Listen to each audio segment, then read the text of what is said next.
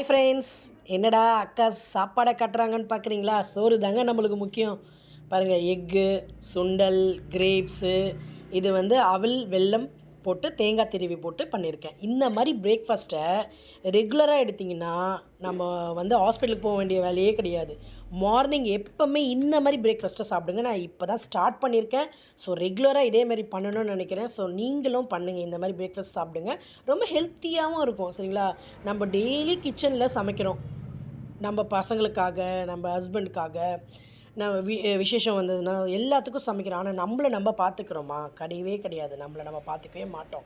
So நம்மளுக்காக கொஞ்சம் time எடுத்து இந்த மாதிரி நம்மளுக்கு மட்டும் இல்லாமல் நம்ம பசங்களுக்கும் நம்ம ஹஸ்பண்ட்ஸ்க்கும் இந்த மாதிரி கொடுத்தீங்கன்னாவே ரொம்ப அவங்களும் ஹெல்த்தியாக இருப்பாங்க, நம்மளும் ஹெல்த்தியாக இருக்கலாம்.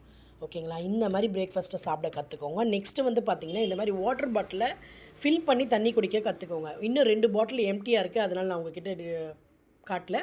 ஸோ நான் எப்போவுமே 4 பாட்டில் வந்த உடனே 4 பாட்டிலை ஃபில் பண்ணிவிடுவேன்.